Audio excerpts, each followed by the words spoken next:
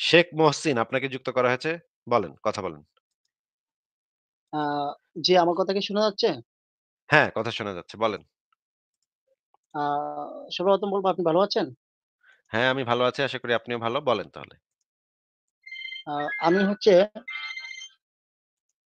আমি হচ্ছে আপনার সরি আমার একটা কল আসছিল। আমি আপনাকে অনেকদিন যাবৎ দেখতেছি বা আপনার সম্পর্কে অনেক কিছু জানি বা আপনার যে আলোচনাগুলো আছে আমি ওগুলা শুনি। তো আমার আসলে কিছু আচ্ছা। প্রশ্ন ছিল আপনার। তো প্রশ্নগুলা থেকে আমি আসলে আপনার সাথে যুক্ত হওয়ার চেষ্টা করতেছি। আ সর্বপ্রথম বলব আ আমি আপনাদের যে আলোচনা শুনেছি তাতে বুঝলাম যে আপনারা নাস্তিক্যবাদ বা নাস্তিকতা গ্রহণ করেছেন। তো আমার যে বিষয়টা প্রশ্নটা ছিল যে আপনারা নাস্তিক হওয়ার প্রধান কারণ হচ্ছে তাদের রবে বিশ্বাস না করা। তো আপনাদের রবে বিশ্বাস না হওয়ার কারণটা কি? রবে বিশ্বাস মানে রব বা কব বা চব যেটাই হোক, সেই জিনিসটার তো একটা প্রমাণ লাগবে, তাই না? জি, জি, হ্যাঁ, অবশ্যই। যেকোনোই রব, কব, চব, মব যেটাই হোক না কেন, আপনারা যখন দাবি করবেন যে এরকম একটা কিছু আছে, হুম? হুক্কা হুয়া বা রব, চব, মব, টব যাই কিছুই বলেন না কেন সেটার তো একটা প্রমাণ লাগবে। এখন ভাই আপনাকে আমি আগে একটা জিনিস জিজ্ঞেস করি যে আপনি তো একটা মুসলিম পরিবারে জন্মাইছেন, তাই না? হ্যাঁ, অবশ্যই। আচ্ছা, ছোটবেলা থেকে আপনাকে শেখানো হয়েছে যে ইসলাম ধর্মটা সত্য ধর্ম আর বাদবাকি সব ধর্ম মিথ্যা ধর্ম। এটা তো ছোটবেলা থেকে আপনাকে আপনার পাড়া প্রতিবেশী, এলাকাবাসী, বন্ধু-বান্ধব, আত্মীয়স্বজনেরা বলছে আপনাকে নাকি? হ্যাঁ, হ্যাঁ, বলুন। তারপরে আপনি তখন থেকে আপনার চিন্তাভাবনা এভাবেই গঠিত হইছে যে ইসলামটাই একমাত্র সত্য ধর্ম। বাদবাকি যে ধর্মগুলো আছে এগুলা বিকৃত হয়ে গেছে। আ একইভাবে আপনার ধর্ম যদি আপনি যদি এখন একটা হিন্দু পরিবারে জন্মাইতেন, ছোটবেলা থেকে হিন্দু ফ্যামিলিতে থাকতেন, আপনার বাবা-মা হিন্দু থাকতো বা আপনি মানে মানে মন্দিরে যাইতেন পূজা করতে, সেখানে পুরোহিত আপনাকে নানা বক্তব্য শুনাইতো, কথাবার্তা শুনাইতো, মানে ধর্মজ্ঞান দিত আপনাকে। তাইলে আপনি ছোটবেলা থেকে সেই সংস্কৃতিতে বড় হইলে, সেই পরিবেশে বড় হইলে আপনি ছোটবেলা থেকে ভাবতেন যে হিন্দু ধর্মটাই তো সত্য ধর্ম, বাদবাকি সব ধর্ম মিছা ধর্ম। এটি তো আপনি ভাবতেন নাকি? আচ্ছা আমি বলি হ্যাঁ, আমি 1 মিনিট বলি। আপনি যেটা বোঝাতে চাচ্ছেন আমি বুঝতে পারছি যে ছোটবেলা থেকে আমাকে যেটা বোঝানো হইছে আমি সেটাই বুঝছি। এটাই আপনি বলতে চাচ্ছেন। তো আমি আমি বলতে যেটা চাচ্ছি যে বলতেছি পৃথিবীর বেশিরভাগ শিশু যখন বড় হয় তখন তাদের মন মানসিকতা, তাদের মনটা থাকে কাদামাটির মতো। সেটা দিয়ে যেকোনো কিছু বানানো যায়। তাই না? তাকে যদি আপনি বাংলা হ্যাঁ, হ্যাঁ, ভাষা শিখান তাহলে বাংলা ভাষায় সে কথা বলবে। তারে যদি ইংরেজি শিখান তাহলে ইংরেজিতে সে ফাটাফাট কথা বলবে। তাই না? এটা তো হচ্ছে তার জি। ডেভেলপমেন্ট এর উপর মানে তাকে কিভাবে বড় করা হচ্ছে, কোন পরিবেশে বড় করা হচ্ছে সেটার উপরে নির্ভর করে। কিন্তু, কিন্তু কথা হচ্ছে যে এইটা তো সত্য নিরূপণের কোনো মাপকাঠি হতে পারে না যে আপনি কোন পরিবারে জন্মাইছেন সেই ধর্মটাই সত্য, বাদবাকি ধর্মটি মিথ্যা। পৃথিবীতে ধর্ম আছে ৪৩০০। এখন এইগুলার ভিতরে আপনি একটা ঘটনাচক্রে একটা পরিবারে জন্মায় গেছেন, তাই না? এটার পেছনে তো আপনার কোনো হুম, হাত ছিল না। এবং আপনাকে ছোটবেলা আচ্ছা, থেকে কোনো কিছু জিজ্ঞাসাও করা হয় নাই যে আপনি কোন ধর্মটা আপনার কাছে পছন্দ বা যৌক্তিক মনে হচ্ছে। তো আপনাকে যে এই যে ছোটবেলা থেকে মানে আপনার উপরে ডিসিশনটা চাপায়া দেওয়া হইছে পরিবার থেকে। এখন আপনিও সেই পরিবারের ডিসিশন মোতাবেক আপনিও বড় হন, বড় হইছেন এবং আপনিও মেনে নিচ্ছেন যে ইসলাম ধর্মটা সত্য। আবার হিন্দুরা ভাবতেছে হিন্দু ধর্মটা সত্য। বৌদ্ধরা ভাবতেছে বৌদ্ধ ধর্মটা সত্য। বৌদ্ধ ধর্মে কিন্তু কোনো ঈশ্বর বলে কিছু নাই। ঠিক আছে? বৌদ্ধ ধর্মে হচ্ছে একটু খানিকটা নাস্তিক্যবাদী টাইপের একটা ধর্ম। ঠিক আছে? আবার যদি আপনি জৈন ধর্মের পরিবারে জন্মাইতেন সেখানে আবার আরেক সিস্টেম। সেটাও একটু নাস্তিক্যবাদী টাইপের ধর্ম। আবার যদি ইহুদি পরিবারে জন্মাইতেন সেখানে আবার আরেক সিস্টেম। সেখানে আবার একটা গড আছে কিন্তু এটা আবার একটু মানে হিংসিটা গড। মানে একটু বদমাইশ গড আবার। একেক ধর্মে একেক রকমের এরকম সিস্টেম, তাই না? এখন 1 মিনিট, প্রত্যেকটা 1 মিনিট ভাইয়া যুক্তিবাদী আমি একটা কথা মানুষের বলি। আমি একটু শেষ আমি করে নিই। একটা কথা বলতে চাচ্ছি। না আচ্ছা বলেন, 1 মিনিট আমি 1 মিনিট আচ্ছা সেটা বলেন। হচ্ছে আ আপনি আলোচনা করতেছেন, আমি আপনার আলোচনাকে মূল্যায়ন করি। কিন্তু কোন ধর্মের গড অথবা আল্লাহ তারা বদমাইশ এগুলা আসলে এইভাবে না বলাটা এগুলা আসলে দর্শকের উপরে ছেড়ে দেওয়া উচিত। কোন ধর্মকে অ্যাটাক করা না, আমার না মনে এটা হয় তো আপনাকে তো উচিত আমি না। বলতেছি না। এটা তো আমি বলতেছি। আমার কথা যদি না, আমি তো আমার পয়েন্ট অফ ভিউই বলব। আপনার যদি সেটা যদি আপনার যদি পয়েন্ট অফ ভিউ ভিন্ন হয় আপনি ভিন্ন কথা বলবেন। আপনি বলতে পারেন, "না ভাই আমার কাছে মনে হয়েছে এটা ভালো। ওই গডটা ভালো।" আমি তো আমার পয়েন্ট অফ ভিউ বলতেছি। সেটা তো আপনিই তো আমাকে ডিক্টেট করবেন না যে আমি কিভাবে কাকে কি মনে করব সেটা তো আপনি বলতে পারেন না। আমি একটা আচ্ছা। মানে মা কালীকে যদি আমার মনে হয় যে মা কালী নামক যে গডটা আছে এটা একটা থার্ড ক্লাস একটা ফালতু একটা জিনিস তাইলে আমি সেটাই বলব।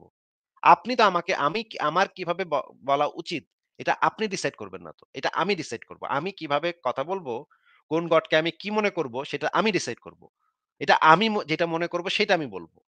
আমার কাছে যেটা যৌক্তিক মনে হবে আমি সেটা বলব। আপনি আমাকে ডিসাইড করে দিবেন না যে আমি কিভাবে বলব, সেটা আপনি আচ্ছা একটু আমার উপর সামনে আগান, চাপাইবেন। একটু সামনে হ্যাঁ? আমি যদি আপনাকে বলি যে, "ভাই আপনি আল্লাহকে ভালো বলতে পারবেন না।" হ্যাঁ? আল্লাহকে ভালো বলাটা আমার পছন্দ হচ্ছে না।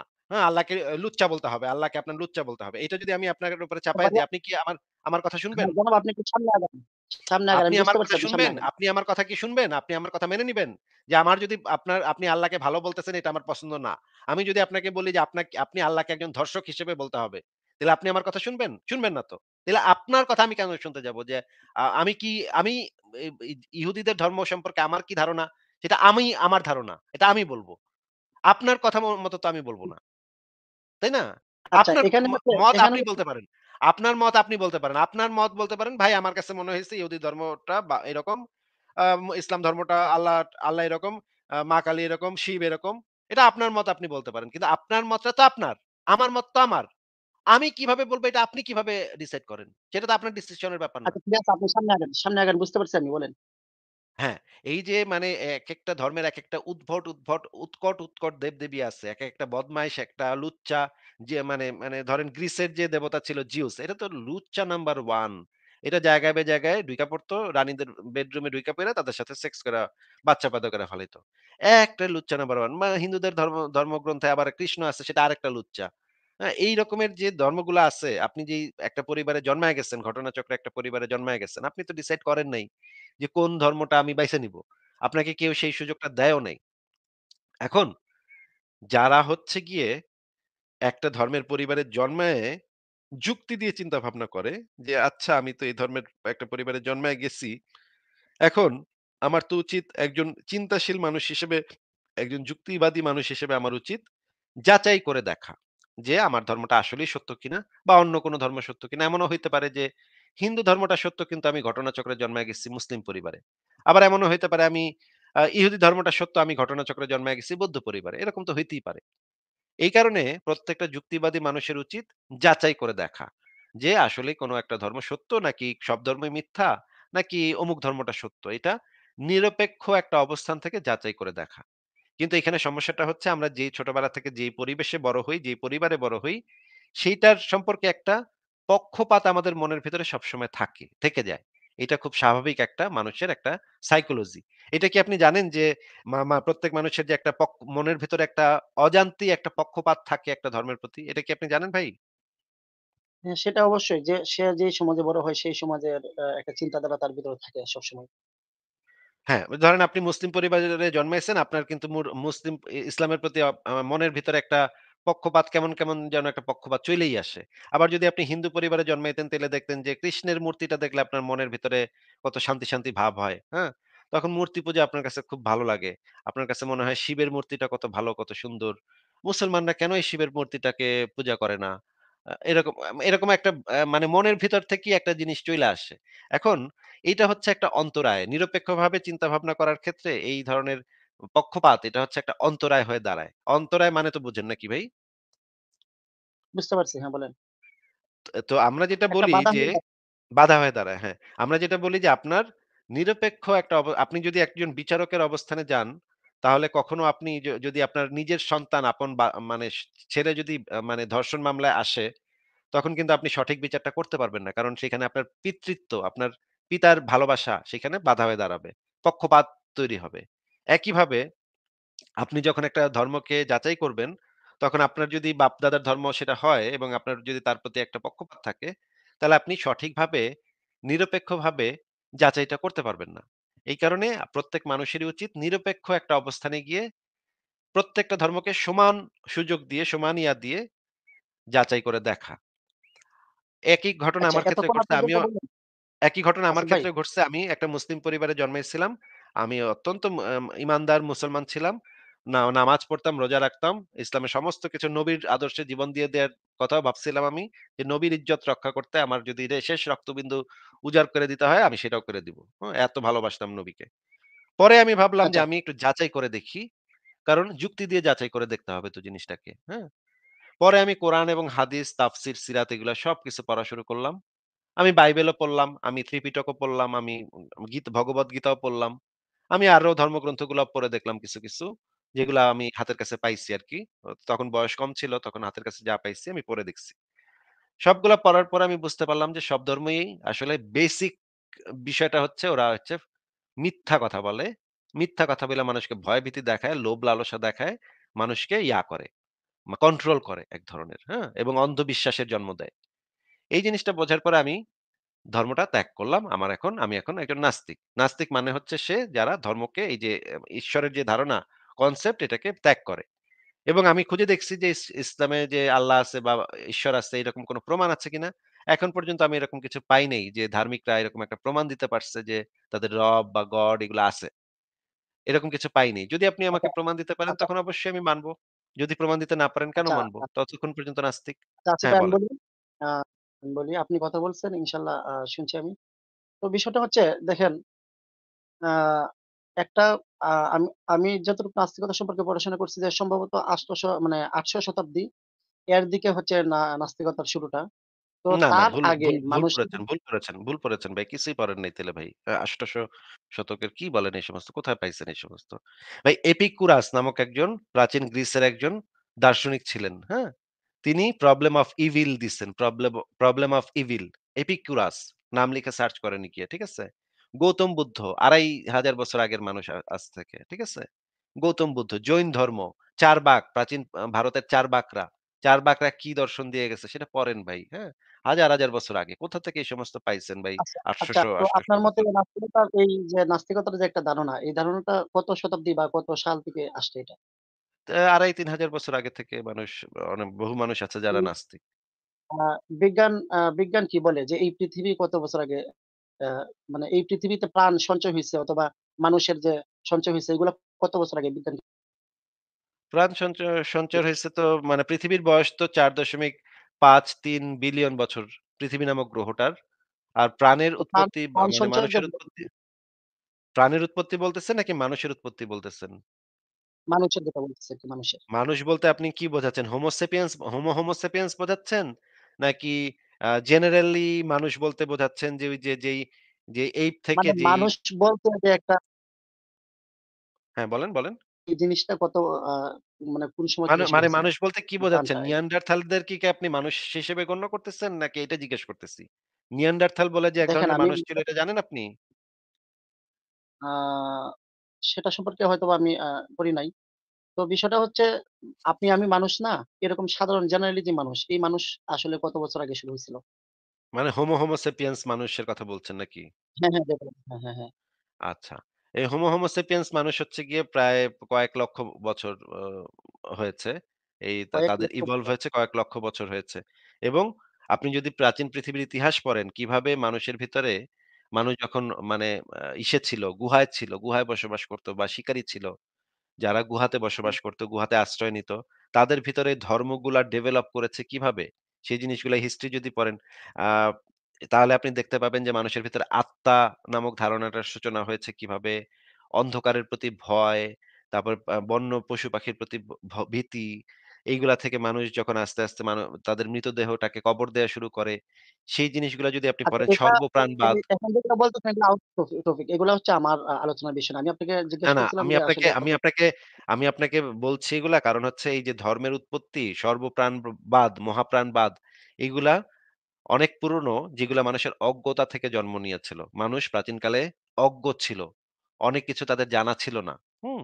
যেমন ধরেন যার তখন জন্য আপনার এই প্রাচীনকালে ধর্মগুলোর মধ্যে হ্যাঁ? মানে বিশ্বাস বলেন। স্থাপন করতে মানে যার জন্য অজ্ঞতার কারণে তারা হচ্ছে এই বিভিন্ন ধর্মে বিশ্বাসী হয়ে উঠলো, এই তো? হ্যাঁ, মানে মানুষ দেখেন ধরেন বিদ্যুৎ চমকাইতেছে। এখন মানুষ তো বুঝতেছে না যে বিদ্যুৎ কেমনে চমকায়। এটা তো তাদের জানা ছিল না।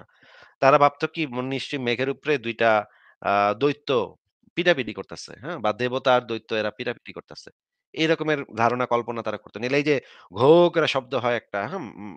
বজ্রপাত ঘটলে একটা দেখা যায় মেঘে ঘর্ষণ লাগে এবং একটা বিকট একটা বিদ্যুৎ শব্দ শব্দ হয়। শব্দ হ্যাঁ, এই জিনিসটা কিভাবে হয় সেটা ওরা বুঝত না। আবার দেখতো আকাশে বিদ্যুতের মতো চমকাইতেছে। আবার অনেক জায়গায় আগুন ধইরা যেত, জঙ্গলে আগুন ধরে যেত এটার জন্য। তারা বুঝত না যে এটা কি কেমনে হইতেছে ভাই, হ্যাঁ? তখন তারা এই জিনিসটা ভাইবা বাইর করল। নিশ্চয়ই এটার ভিতরে কোনো একটা জিনিস আছে। আ মনে হয় এরকম। মানে মেঘের ভিতরে মনে হয় ফেরেশতা আর দেবতা এরা মনে হয় পিটাপিটি করতেছে, হ্যাঁ? কোরআনের ভিতরেও কিন্তু এই জিনিসটা বলা আছে। আপনি যদি কোরআন পড়ে থাকেন, আপনি কোরআনের ভিতরেও দেখবেন এই জিনিস। এই যে বজ্রপাত জিনিসটা কি? সেই বিষয়ে কি বলা আছে? আপনি কি কোরআন হাদিস পড়েছেন ভাই? কিছুটা পড়েছি আরকি। আচ্ছা, আমি আপনাকে কয়েকটা রেফারেন্সও একটু পরে দেখাবো। আগে এই কথাটা একটু বলে নিই, তারপরে আপনাকে কয়েকটা রেফারেন্সও দেখাবো। আ যেমন ধরেন আ এই যে উল্কাপাত যে ঘটে, উল্কাপাত ঘটে এটা তো আপনি মানে কোথাও অনেক জায়গায় দেখছেন যে একটা ছোট দেখছি, একটা দেখছি, উল্কাপাত দেখছি। উড়ে আইসা পৃথিবীতে পড়ে। এটা তো জানেন নাকি ভাই? হ্যাঁ, শেখ মহসিন ভাই? হ্যাঁ, আমার কথা কি শুনতে পাচ্ছেন? হ্যাঁ, এখন শুনতে পাচ্ছি। আগের কথা শুনতে পাইনি, এখন শুনতে পাচ্ছি। বলেন, উল্কাপাত তো দেখছেন নাকি? হ্যাঁ, হ্যাঁ, দেখছি, দেখছি। আচ্ছা, এই যে যেমন ধরেন এই উল্কাপাতটা সম্পর্কে কোরআনে কি বলা আছে দেখেন। কোরআনের ৩৭ নম্বর সূরার ৬ থেকে ১০ নম্বর আয়াতে যে জিনিসটা বলা আছে, আ আমি নিকটবর্তী আসমানকে তারকারাজির সৌন্দর্য দ্বারা সুশোভিত করেছি। আর এটি করেছি প্রত্যেক বিদ্রোহী শয়তান থেকে সুরক্ষার ব্যবস্থা হিসেবে। ফলে যার ফলে তারা উচ্চতর জগতের কিছু শুনতে পারে না। চতুর্দিক থেকে তাদের প্রতি নিক্ষেপ করা হয় উল্কাপিণ্ড। তাদেরকে তাড়াবার জন্য। মানে এই উল্কাপিন্ডটা আল্লাহ শয়তান তাড়াবার জন্য মারে। মানে এটা হচ্ছে আল্লাহর একটা ক্ষেপণাস্ত্রের মতো। আল্লাহ শয়তান তাড়ানোর জন্য উল্কা মারে শয়তানের দিকে, ফিক্কা মারে। মানে আমরা যেরকম ক্ষেপণাস্ত্র মারি না বা পটকা ফুটাই না? আল্লাহ সেরকম হুম, শয়তান তাড়ানির লিগা কি করে ভাই? কোরআনে কি বলা আছে ভাই? উল্কাপিন্ড তার দিকে নিক্ষেপ করা হয়। উল্কা মারে, হ্যাঁ। এটা হচ্ছে কোরআনে বলা আছে। এটা তাফসিরেও যদি আমরা পড়ি, দেখেন তাফসিরে জালালাইন থেকে যদি আমরা একটু পড়ি, আমি একটু বড় করে দিই, নাহলে ছোট হইলে তো আপনি পড়তে পারবেন না। তাফসিরে জালালাইনে যেটা বলা আছে দেখেন, এখানে বলা হচ্ছে আ উল্লেখিত আয়াতসমূহে শোভা ও সাজসজ্জা ছাড়া তারকারাজির আরো একটি উপকারিতা বর্ণনা করা হয়েছে। এগুলোর সাহায্যে দুষ্ট প্রকৃতির শয়তানদেরকে ঊর্ধ্ব জগতের কথাবার্তা শোনা থেকে বিরত রাখা হয়। শয়তান গায়েবী সংবাদ শোনার জন্য আকাশের কাছাকাছি গিয়ে উপস্থিত হয়, কিন্তু তাদেরকে ফেরেশতাদের কথাবার্তা শোনার সুযোগ দেয়া হয় না। কোন শয়তান যৎসামান্য শুনে পালালে তাকে শিখায়িত উল্কাপিন্ডের আঘাতে ধ্বংস করে দেওয়া হয়, যাতে সে পৃথিবীতে পৌঁছে ভক্ত অতীন্দ্রিয়বাদী ও জ্যোতিষীদেরকে কিছু বলতে না পারে। এই জ্বলন্ত উল্কাপিন্ডকে এটা বলা হয়েছে। মানে কোরআনেও এই জিনিসটাই বলা হয়েছে। আবার মানে ৬৭ নম্বর সূরার ৫ নম্বর আয়াতেও এটা বলা আছে। শয়তানকে তাড়িয়ে দেওয়ার জন্য প্রস্তুত করে রেখেছে জ্বলন্ত আগুনের শাস্তি। এই জিনিসগুলা যদি আপনি পড়েন, এটা হচ্ছে মানে আ তাফসিরে জালালাইন ৫ম খন্ড পৃষ্ঠা নাম্বার ৩৯৩। তার মানে কোরআনেও একই ধরনের কথাবার্তা বলা হয়েছে। এই যে আমরা যে প্রাচীনকালে এই জিনিসগুলা দেখতাম, বৃষ্টি পড়ে, বন্যা হয়, জলোচ্ছ্বাস হয়। এগুলা কেন হয়, কেমনে হয় এগুলা তো আমরা বুঝতাম না। মানুষ বুঝতো না। এই কারণে তারা মনে করত তারা কল্পনা করে নিত নিশ্চয়ই এটার ভিতরে কোন একটা দেব-দেবীর হাত আছে বা মানুষের একটা অসুখ হইল মনে করেন, খুব খারাপ অসুখ হইল। তারা মনে করত কি ওলা বিবি, কোলা বিবি, চোলা বিবি এই টাইপের কোন একটা মহিলা মনে হয় বা অসুখ নিয়ে আসছে। আপনি শুনছেন না গ্রাম দেশে এরকম ওলা বিবির গল্প শুনছেন ভাই? না মনে হয় শুনি নাই। আর ওই যে কলেরা হইলে ওলা বিবি আসলে কলেরা হয় এই টাইপের গল্প শুনেন না, নাই? না এগুলা শুনিনি, এগুলা শুনিনি, গ্রাম আসলে নাই। দেশে এই রকমের মানে অশিক্ষিত যারা একটু মূর্খ মানুষদের মধ্যে এই ধরনের কুসংস্কার প্রচলিত আছে যে ওলা বিবি আইলে ইয়া হয়। মানে কলেরা হয়। তো প্রাচীনকালের মানুষ এই রকমের অশিক্ষা কুশিক্ষার কারণে যেহেতু তারা এত কিছু জানতো না, সেহেতু এই জিনিসগুলা তারা বানাইছে। এই ধর্মগুলোর উৎপত্তি ঘটছে সেই কারণে। পরবর্তী সময়ে যখন ফিলোসফি, সায়েন্স যখন মানুষ জানা শুরু করে, প্রকৃতি সম্পর্কে ভালোভাবে জানা এবং বোঝা শুরু করে, তখন ধীরে, ধীরে মানুষ এই জিনিসগুলাকে যুক্তি দিয়ে চিন্তাভাবনা করা শুরু করতে থাকে এবং প্রায় ২৫০০ বছর আগে থেকেই মানুষ এই জিনিসগুলা নিয়ে প্রশ্ন করছে। সমাজে যে ধর্মগুলা প্রচলিত আছে, যেমন মহাজ্ঞানী ডায়োজিনিস। এই যে আমি যে মানে আপনি যদি আ এই যে আমার আমার পেছনে যে মানে ইয়াটা দেখতেছেন না? এই যে দেখেন কি আচ্ছা সরি। আমার পিছনে একটা ছবি দেখতেছেন, এটা হচ্ছে সক্রেটিসের বিষপান, হেমলক বিষপানের ছবি, হ্যাঁ? এটা একটু পরে আপনি হয়তো হুম, দেখতে পাবেন আরো ভালোভাবে। বা আপনি যদি এই ছবিটা দেখেন, পিছনে এই আরো কয়েকটা ছবি আছে আমার। এই ছবিগুলা এই যে এই ছবিটা পিছনে হচ্ছে মহাজ্ঞানী ডায়োজিনিস। উনিও একজন গ্রিসের একজন বড় দার্শনিক। উনারা এই লোক নাস্তিক ছিল। তার মানে নাস্তিকতার ইতিহাসও অনেক প্রাচীন। ধর্মের ইতিহাস অবশ্যই প্রাচীন। ধর্ম মানে মানুষের অনেক পুরনো ইসের থেকে আসছে। কিন্তু নাস্তিকতাও যে কম প্রাচীন তা না। নাস্তিকতা অনেক আগে থেকেই আছে। আপনি যে বলেছেন ১৮০০ শতকে নাস্তিকতা, না এগুলা ভাই সত্য না। এগুলা ভুল কথা। এগুলা আপনাকে কে বলেছে ৮ শতকে নাস্তিকতার উৎপত্তি ঘটেছে? অষ্টাদশ শতকে বা ৮ শতকে নাস্তিকতার উৎপত্তি ঘটেছে। কে বলেছে এগুলো আপনাকে? আচ্ছা আমি বলি। আ আপনি যে বিষয়টা এখানে তুলে ধরছেন যে আমি সব উম মা আমি ১ নাম্বার কথা বলি, আপনার সাথে কথা বলে আমি যা বুঝতে পারছি আপনি আসলে অনেক জ্ঞানী। আমি আসলে কি বলতে চাচ্ছি আপনি আমার পুরো কথা শেষ করার আগে আপনি বুঝতে পারতেছেন। যার জন্য আপনি বিষয়টা একবারে আগে থেকেই আপনি একবারে সব একবারে মুড়িয়ে তারপরে কথাগুলো বলতেছেন। যার জন্য অনেকটা সময় লাগতেছে। আচ্ছা যাই হোক। তো বিষয়টা হচ্ছে দেখেন এই যে ধর্মের যে বিষয়গুলা মানুষের বিশ্বাস কিভাবে মানুষে কোন ভাবে মানুষের ধর্ম বিশ্বাসে চলে গেছে এটা আমি বুঝলাম। কিন্তু দেখেন এই যে যুক্তি দিয়ে যে আমরা ধর্ম মানে আল্লাহ অথবা রব যে বা আ আমি রব বলছিলাম যে রব যে আমরা বিশ্বাস করব যুক্তি দিয়ে। দেখেন যুক্তি দিয়ে তো সবকিছু দুনিয়াতে হয় না। সায়েন্সেও তো আপনি দেখবেন যে মিরাকেল বলতে একটা বিষয় থাকে। তো তাহলে সায়েন্স এ আল্লাহ কোনো অথবা রবের মিরাকেল বলে কোনো বিষয় নাই ভাই। এটা আপনাকে কে বলছে ভাই? হ্যাঁ, আমি সায়েন্স এ তাহলে কখনো আমি হচ্ছে আমার সায়েন্স এ সায়েন্স এর জগতে আমার কখনো কোনো মিরাকল বলে কোনো কিছুই নাই সায়েন্স এর জগতে। এবং, আমি হচ্ছে এবং আমার আপনি যে আমার বলছেন লাইফ এর একটু, কথা বলতে একটু ধৈর্য ধরেন, একটু ধৈর্য ধরেন। আপনি আমাকে তাহলে সেটার রেফারেন্সটা আগে একটু দেন।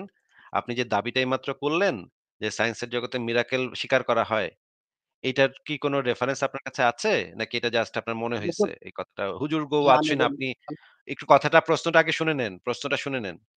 বাংলাদেশে বিভিন্ন হুজুর বিভিন্ন ওয়াজে মানে সায়েন্স সম্পর্কে অনেক মিথ্যা কথাবার্তা বলে। অজ্ঞতাপ্রসূত কথাবার্তা বলে। মূর্খের মতো কথাবার্তা বলে। এক হুজুর আইসা কয়, "ফেসবুক আবিষ্কার হইছে কোরআন থিকা।" আরেকজন আইসা কয় যে মানে, "কম্পিউটার আবিষ্কার হইছে কোরআন থিকা। কোরআন গবেষণা করে বিজ্ঞানীরা কম্পিউটার আবিষ্কার করেছে।" এই টাইপের অনেক গাঁজাখুরি মিথ্যা কথা বলে। বাংলাদেশের হুজুরেরা। ওরা তো অশিক্ষিত। আবার অনেকে এসে বলে, "নীল আর্মস্ট্রং নাকি চাঁদে গিয়া চাঁদ ২ ভাগ দেইখা মুসলমান হয়ে গেছে।" এগুলা প্রত্যেকটার জবাব আমাদের কাছে আছে। আমরা প্রত্যেকটা বিষয় নিয়ে আপনার সাথে আলোচনা করতে পারি। কিন্তু আপনার কথা শুনে আমার মনে হচ্ছে আপনি সেই টাইপের অশিক্ষিত মূর্খ গোয়ার হুজুরদের ওয়াজ শুনে আপনি ভাবছেন যে সায়েন্সে মিরাকল বলে কোনো কিছু স্বীকার করা হয়। আমি আপনার এই বক্তব্যটাকে চ্যালেঞ্জ করছি। আপনি তাহলে আমাকে একটু দেখান যে সায়েন্সে পৃথিবীর কোথাকার কোন সায়েন্সে কবে, কোথায় কোন মিরাকল কে স্বীকৃতি দেওয়া হয়েছে। এটা যদি আপনি দেখাইতে পারেন তাহলে আপনার কথা আমি মানব। কিন্তু আমি নিশ্চিত আপনি আপনার বাপের জন্মে আপনি কখনো দেখাইতে পারবেন না যে সায়েন্স এ কখনো কোনো আচ্ছা, আচ্ছা, মিরাকল আচ্ছা, কে আচ্ছা, আচ্ছা স্বীকৃতি দেওয়া হইছে। ভাইয়া আচ্ছা আপনি একটু শেষ করলে আমি বলব। এই প্রশ্নটার শুধু এখন আপাতত উত্তর দেন। সায়েন্স এ কোন মিরাকল কে স্বীকৃতি দেওয়া হয়েছে? এটা একটু বলেন আগে। আচ্ছা তাহলে হচ্ছে আ আমি বলব আপনি আমার কথা শেষ হলে বলবেন আরকি। শুধুমাত্র এই তো প্রশ্নটার দেখেন উত্তরটা আগে দেন। আর কোন কথা বলবেন হ্যাঁ, না। এটার উপর এই এটার মুহূর্তে আর উপর কোন আমি কথা আর শুনতে বাহিরে যাব চাচ্ছি না। না। আমি বাহিরে যাব না। আমি এই বাহিরে যাব মুহূর্তে না এটার উপর শুধুমাত্র বলতেছি। সায়েন্স এ একটা রেফারেন্স দিবেন সময় যে দিতে হবে। সায়েন্স এ কোন মিরাকল কে স্বীকৃতি দেওয়া হয়েছে সেইটার রেফারেন্সটা আগে দেন। আর কোন কথা না। আচ্ছা আপনি আমাকে কথা বলতে দেন। তো আমি বলি ১ কথা নাম্বার বলতেই তো হচ্ছে দিলাম। আপনি যে রেফারেন্স সেই দিচ্ছেন, রেফারেন্সটা দেন। রেফারেন্স রেফারেন্সটা দেন আগে। রেফারেন্সটা আগে দেন। ভাই আমাকে বলতে দিবেন তো?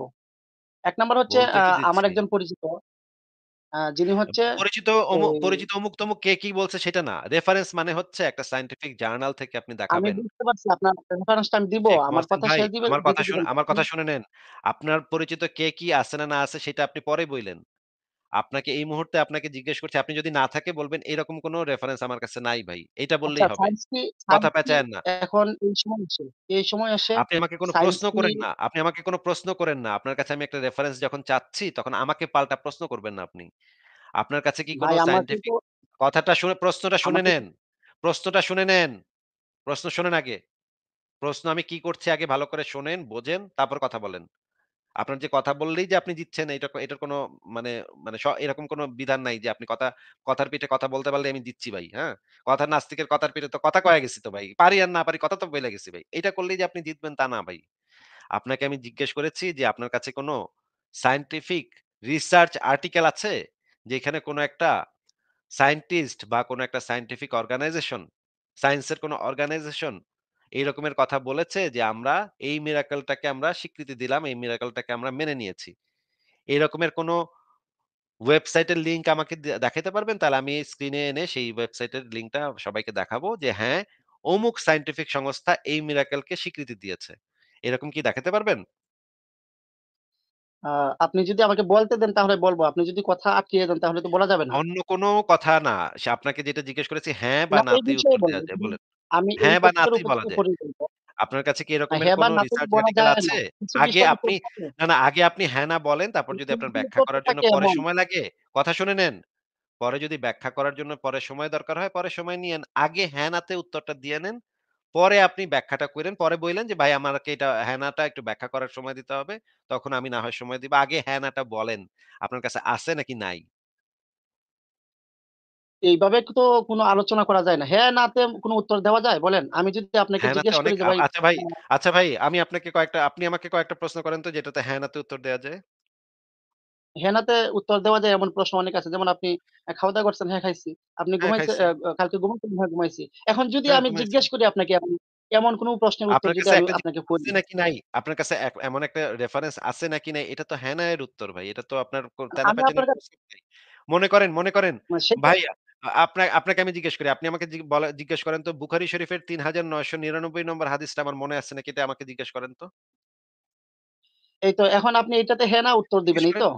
জিজ্ঞেস করেন আমি হ্যাঁ, না তে উত্তর দিব। আমি বলব না ভাই আমার মনে নেই, ভুইলা না গেছি। আমি আপনাকে তবে জিজ্ঞেস আমি করলাম যে বুখারী শরীফের তবে আমি আ তবে আমি আপনাকে আমি উত্তর দিব আপনার না কাছে ভাই জিজ্ঞেস ভুইলা করি গেছি। মনে নাই। এই মুহূর্তে মনে নাই। তবে আমাকে একটুখানি মনে করায় দিলে আমি একটু একটা ২-৩ টা ওয়ার্ড মনে করায় দিলে আমি আমি বলতে পারতাম। কিন্তু এই মুহূর্তে আমার খেয়াল আসতেছে না। এই তো সিম্পল উত্তর হয়ে গেল। আপনার কাছে একটা জিনিস আছে নাকি নাই এটা তো হ্যাঁ, না এর উত্তর। এটা তো তেনাপাতিনের কিছু নাই। আপনি বলছেন যে সায়েন্স নাকি মিরাকেল কে স্বীকৃতি দিছে। এইটার কোন রেফারেন্স আপনার কাছে আছে নাকি? এটা হ্যাঁ, না এর উত্তর। এত পেঁচাইতেছেন কেন ভাই? আচ্ছা ঠিক আছে আমি বলতেছি। এখন আমার কাছে কোনো রেফারেন্স নেই। তবে আচ্ছা রেফারেন্স না থাকলেও যে বিষয়গুলো ঠিক আমরা আছে। দেখি, যে রেফারেন্স নাই বিষয়গুলো আমরা বুঝলাম। দেখি রেফারেন্স সেটা নাই হচ্ছে বুঝলাম। আপনি কোথায় পাইছেন এটা? এটা এবার বলেন যে আপনি কোথা থেকে শুনছেন এই হ্যাঁ, জিনিসটা হ্যাঁ, এটাই যে বলতেছি, এটাই বলতেছি, হ্যাঁ, এটাই বলেন। বলতেছি, এটাই বলতেছি। আ দেখেন বর্তমান সায়েন্স যদিও তারা মানে কোনো আসমান মানে আকারে কোনো আসমান আছে এটাতে বিশ্বাসী নয়।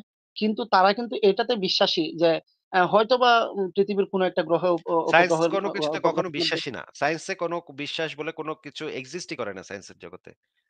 সায়েন্সের জগতে সায়েন্সের বিশ্বাস জগতে বলে যদি কিছু নাই। বিশ্বাস বলে বিশ্বাস বলে কিছু তাহলে নাই। হচ্ছে আমরা কিছুদিন আগে দেখলাম যে নাসা থেকে হচ্ছে তারা ওই একটা আসলে আপনি পড়াশোনা করেন তো আমরা পড়াশোনা করি না। যার জন্য হচ্ছে আপনার মতো আমরা বলতে পারব না। তবে এটুকু আপ বলতেছি আ আপনাকে নাসা আমি থেকে চ্যালেঞ্জ করছি তো। যে আপনাকে আমি চ্যালেঞ্জ করছি তো। সারা পৃথিবীর সমস্ত মুমিনদেরকে আমি চ্যালেঞ্জ করছি তো। সায়েন্সের জগতে বিশ্বাস বলেই কোন কনসেপ্ট নাই। নাই বিশ্বাস জিনিসটার কনসেপ্টই তাহলে সায়েন্সে নাই। তাহলে আপনি তাহলে সায়েন্সের আমি তো রেফারেন্স দিতে সায়েন্সের পারছি না। সায়েন্সের যে আপনি একটা ভাই রেফারেন্স দেন। ভাই আপনি একটা রেফারেন্স দেন তাহলে হচ্ছে যে এমন একজন বিজ্ঞানী দেখান যে কিনা নাস্তিক ছিল অথচ নোবেল বিজয়ী। এমন একজন বিজ্ঞানী দেখান তো। এরকম ভাই ১ নাম্বার কথা হচ্ছে যে এরকম হাজার, হাজার বিজ্ঞানীর কথা আমি দেখাতে পারবো যারা আ বিজ্ঞানী ছিল এবং নাস্তিক ছিল। হাজার, হাজার দেখাতে পারবো। কিন্তু আপনি যে প্রশ্নটা করছেন সেই প্রশ্নের আমার ভিতরে একটা ফল্ট নোবেল আছে। আমি বিজয়ী সেটা বলেছি, নোবেল বিজয়ী বলেছি। নোবেল বিজয়ী দেখাবো তো। নোবেল বিজয়ী বা নোবেল বিজয়ী অসংখ্য হাজার, হাজার দেখাবো। এই কয়েকদিন আগে বিবর্তন তত্ত্বের উপরে কয়েকজন নাস্তিক বিজ্ঞানী নোবেল পুরস্কার পেয়ে গেল। আমি হাজার, হাজার দেখাবো অসুবিধা নেই। আপনাকে একটু পরে দেখাচ্ছি। তার আগে আরেকটা পয়েন্ট একটু বইলা নিই যে ব্যক্তিগতভাবে কোনো বিজ্ঞানী নাস্তিক নাকি আস্তিক এটা দিয়ে কিন্তু আমরা কখনো দাবি করি না যে নাস্তিকতা সত্য বা আস্তিকতা সত্য। অমুক বিজ্ঞানী তাহলে নাস্তিক এই যে বিজ্ঞানের উপর নির্ভর করে নাস্তিকরা নিজেদের ভিত্তি ক স্থাপন করতেছে। তাহলে সেই বিজ্ঞানীরাই যদি নাস্তিক না হয় তাহলে নাস্তিকরা ভাইরে, কিসের উপর ভাইরে ভিত্তি কথাটা স্থাপন শুনে নেন রে ভাই। কথা তো আমার শেষ করতে দিলেন না তো। আচ্ছা বলেন। কথা তো শেষ করতে দিতে হবে তো। আপনার তো আমি মিউট করতেছি না। এজন্য তো আপনি মানে আমার কথার মাঝখানে, মাঝখানে চলে যাচ্ছেন। আপনাকে আমি বলতেছি যে কোন একজন বিজ্ঞানী ব্যক্তিগতভাবে আস্তিক নাকি নাস্তিক সেইটা দ্বারা কিছু মিন করে না। সেটা দ্বারা আস্তিকতাও সত্য প্রমাণ হয় না, নাস্তিকতাও সত্য প্রমাণ হয় না। সেটা দ্বারা শুধুমাত্র এটা প্রমাণ হয় যে অমুক বিজ্ঞানী আস্তিক ছিল বা তমুক বিজ্ঞানী নাস্তিক ছিল। ঠিক আছে? আমি আপনাকে যে জিনিসটা বোঝাবার চেষ্টা করছি যে সায়েন্সের জগতে যখন জিনিসটা সায়েন্সের ডোমেইনে বিশ্বাস বলেই কোন কিছু অস্তিত্ব নাই। এই জিনিসটা আপনাকে আগে একটু দেখাই। এই জিনিসটা আগে একটু বোঝার চেষ্টা করেন। আপনি মানে ঘাড়তাড়ার মতো কথাবার্তা না বইলা আপনি আগে একটু বোঝার চেষ্টা করেন যে আমি আপনাকে কি বলতে চাচ্ছি বা কি বোঝাতে চাচ্ছি। আপনাকে আমি বিলিভ শব্দটার সংজ্ঞাটা আগে একটু দেখাই আপনাকে। বিলিভ শব্দটার অর্থটা কি? আপনি একটু আমাদেরকে পইড়া শুনান। এই স্ক্রিনে দেখা যাচ্ছে ভাই বিলিভ শব্দটা? মহসিন সাহেব? দেখা যাচ্ছে তবে ছোট বোঝা যাচ্ছে না আরকি। দেখা আচ্ছা আরো যাচ্ছে। বড় করে দিব অসুবিধা নেই। এখন দেখা যাচ্ছে দেখেন তো? accept that something is true, especially without proof. হ্যাঁ, দেখা উইথআউট যাচ্ছে। প্রুফ, উইথআউট প্রুফ লেখা, তাই না ভাই? জি, জি। মানে প্রমাণ ছাড়া কোন কিছুতে তারা এটা মানে না আরকি। না, না, এটা মানে না। বিলিভ শব্দটার সংজ্ঞাটা এখানে দেয়া আছে। বিলিভ শব্দটার সংজ্ঞাটা হচ্ছে কোন প্রমাণ ছাড়াই কোন কিছু মেনে নেয়া। এটাকে বলা হয় বিলিভ। বিশ্বাস। বুঝতে পারছেন? এখানে মহসিন যেটা ভাই। দেওয়া আছে যে accept that some আচ্ছা ভাইয়া আপনি আমাকে মিউট কইরেন না। আমি হচ্ছে আপনাকে তো ওভাবে ইয়ে করতেছি না। কিছু প্রশ্ন না, ছিল মিউট এজন্য করতেছি না। হচ্ছে আপনার মিউট তো করতেছি না। হ্যাঁ, আপনাকে আমি বিলিভ শব্দটা accept ডিকশনারিতে that অক্সফোর্ড ডিকশনারিতে something is বিলিভ true। শব্দটার যে সংজ্ঞাটা সেটা আপনাকে দেখাচ্ছি। জি, এই সংজ্ঞাটা অর্থটা কি জি। আমাকে একটু ব ব বাংলা করে দেন তাইলে। এখানে হচ্ছে যেটা বলা হচ্ছে accept that something is true মানে যেটা সত্য সেটা গ্রহণ করা হয় আর আরে স্পেশালি যেটা সত্য without সেটাকে গ্রহণ proof। করা হয় না। যেটা সত্য সেটাকে গ্রহণ না এটা। except that something is true মানে হচ্ছে কোন কিছুকে সত্য হিসেবে মেনে নেয়া। কোন প্রমাণ ছাড়াই স্পেশালি উইথআউট প্রুফ। বিশেষত কোন প্রমাণ ছাড়াই কোন কিছুকে সত্য স্পেশালি হিসেবে একসেপ্ট করা, সত্য হিসেবে মেনে নেয়া। এটাকে বিলিভ বলে। ভাই একটা সিম্পল ইংরেজি সেন্টেন্স এটা আপনি পইড়া বাংলা করতে পারতেছেন না। এটা কেমন কথা ভাই? না বাংলা তো এত উচ্চ পড়াশোনা করি নাই আপনাদের মতো যে ইংলিশের বাংলা বলব। না এটা তো একটা সিম্পল সেন্টেন্স ভাই। এটা তো একটা খুব সহজ মানে বাক্য। যাই হোক, এটা যাই তো হোক, যাই হোক, যাই হোক। এটা আপনি বুঝতে পারছেন না এখানে কি লেখা? এটার বাংলা আপনি করতে পারতেছেন না। আচ্ছা এবার ট্রাই করেন তো এখানে কি বাংলায় পড়েন তো কি লেখা এখানে? বাংলায় কন। সব নাকি ওটা কমা দেওয়া। কি? মানে ওই যে ট্রু শব্দের পরে যেটা এটা কি ফুল স্টপ নাকি কমা এটা আসলে বোঝা যাচ্ছে না। যার জন্য আমি অর্থ নিতে পারতেছি না। আচ্ছা যার জন্য অর্থ নিতে পারতেছে না। আচ্ছা ঠিক আছে আরো বড় করে দিচ্ছি ঠিক আছে। না আর বড় করা যাবে না। এটা সর্বোচ্চ বড়। আমি ঠিক আছে আরেকটু ইয়া করে দেই। এইবার পড়েন ভাই। এইবার পড়েন। ভার্ব হ্যাঁ, বিলিভ হচ্ছে একটা ভার্ব, accept তাই না? that something হ্যাঁ, accept that হ্যাঁ, এবার something is true হ্যাঁ, এটা especially পড়েন। without proof। আচ্ছা এখানে যেটা বলা হচ্ছে আ accept that something is true যেটা প্রমাণ ছাড়া আচ্ছা এটার অর্থ আপনি করেন। এটা আমরা তো ইংলিশ অত ভালো বুঝি না বলেন।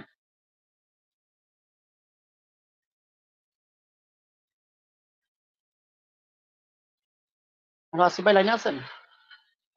ও আচ্ছা সরি আমি মিউট করে কথা বলতেছিলাম সরি।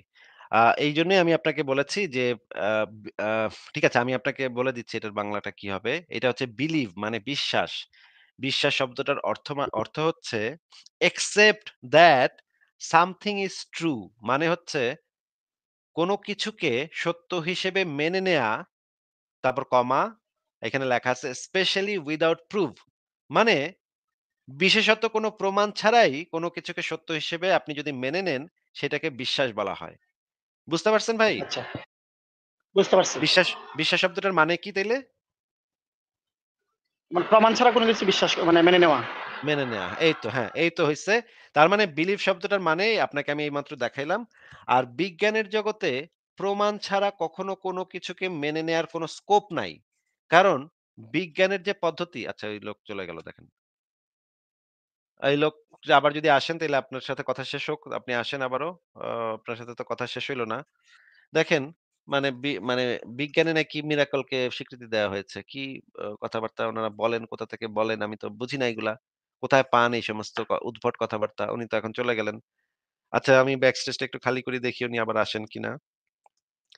আ মহসিন সাহেব আপনাকে আবারও মহসিন সাহেব আপনি আবারও চলে আসেন। আপনার লাইন কেটে গেছে কেটে গেছে। আপনি মানে এগুলা বললে খুবই অদ্ভুত লাগে যে মানুষ কিভাবে এই ধরনের কথাবার্তা বলে যে অ মানে বিজ্ঞান নাকি মিরাকেলকে স্বীকৃতি দেয়, মিরাকেলকে মেনে নেয়। কোথা থেকে পায় এইসব কথা কাহা से आते हैं ये सारे लोग আমি তো মানে বেকুব হয়ে যাই ভাই। মানে এত অবস্থা খারাপ ভাই, এত অবস্থা খারাপ। দেখেন আপনার এই কয়েকটা ভিডিও দেখাই, হ্যাঁ? ভিডিও দেখেন মানে কি যে বলে এরা, কি যে বলে এরা। উম আচ্ছা দাঁড়ান আমি আ কোথায়? মানে কি একটা অবস্থা ভাই বিজ্ঞান নাকি মেনে নেয় এগুলা। আচ্ছা কই গেল আমার ভিডিওগুলা? মানে এই যে এরা দাবি করে, এরা এসে দাবি করে যে মানে সায়েন্স নাকি মেনে নিয়েছে, অমুকটা নাকি সায়েন্স মেনে নিয়েছে। নাসা নাকি এটা স্বীকৃতি দিয়েছে। Facebook নাকি কোরআন গবেষণা করে Facebook আবিষ্কার হয়। তারপরে আ Twitter আবিষ্কার হয় Facebook থেকে, টেলিভিশন আবিষ্কার হয় Twitter মানে কোরআন থেকে। এগুলো কত যে কথা আমাদের প্রতিদিন শুনতে হয় ভাই। এগুলা যে কি প্যাথেটিক এই সমস্ত কথাবার্তা। আচ্ছা আমার ওই ভিডিওগুলা গেল কই? আমার কি অনেকগুলো আচ্ছা দেখেন আপনারা একটু শোনেন। কয় যে কলম্বাস আমেরিকা আবিষ্কার করেছে, মিথ্যা কথা, ডাহা মিথ্যা কথা। কলম্বাস আমেরিকা আবিষ্কার করে নাই। কলম্বাস আমেরিকা গিয়ে আজান শুনেছে, কলম্বাসের বহু আগে মুসলিমরা ওখানে গিয়ে তারা সালাত কায়েম করেছে, আজান দিয়েছে।